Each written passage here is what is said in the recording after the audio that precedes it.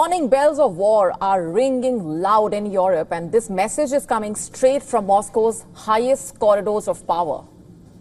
Russia appears to be bracing for a direct confrontation with NATO, not a Cold War, not a diplomatic spat, but an actual military face-off. Russian President Vladimir Putin's top spy chief has publicly accused the NATO of increasing its military activity in the border area surrounding both Russia and Belarus. And this, he said, has prompted both Russian and Belarusian security services to prepare for quote-unquote preemptive measures against NATO countries.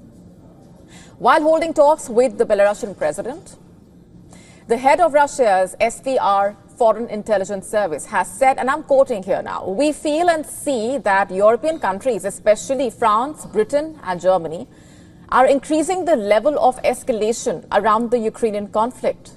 So we need to act preemptively. We are ready for this," quote unquote. And the spy chief further said that Russia would inflict quote unquote damage on the entire military alliance if NATO threatens Moscow or Belarus, adding that Poland, Lithuania, Latvia, Estonia would be, in his words, the first to suffer. Remember, in April 2022, Russian bombers and fighters practiced delivering surgical strikes in drills in the Baltic region. The drills involved over 10 crews of Su-24M and Su-27 aircraft.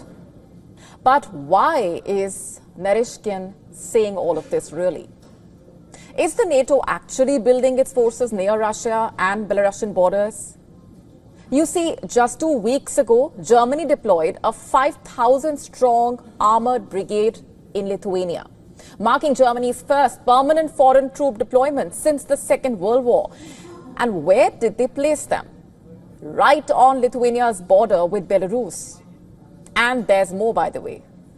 Poland and the Baltic states like Estonia, Latvia, Lithuania announced plans to withdraw from an international treaty banning the use of landmines, citing growing threats from Russia.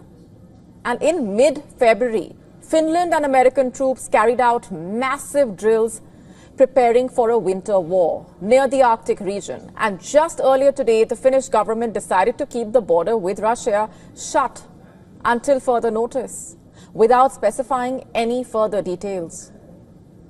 So as the NATO increases troop presence in its eastern flank and carries out drills for a future war, we are circling back to that big question: what do preemptive measures really mean for Moscow? Just last December, Belarus's president said the country is hosting dozens of Russian nuclear weapons and was in the process of preparing facilities that could accommodate Russia's latest hypersonic ballistic missiles. And just last Friday, Putin said Russia's naval-based nuclear weapons have been completely modernized. You have to listen to this. The share of modern weapons and equipment in the naval strategic nuclear forces in Russia is already 100%. And I would like to emphasize that this figure must be maintained in the future.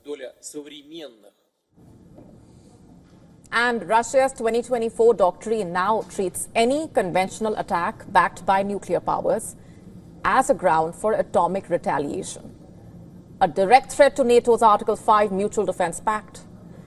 So, with the NATO boosting troops near Russia's borders, Eastern European countries pulling out of arms treaties, and Moscow preparing for preemptive action, the war bells between Russia and the NATO are ringing loud and clear.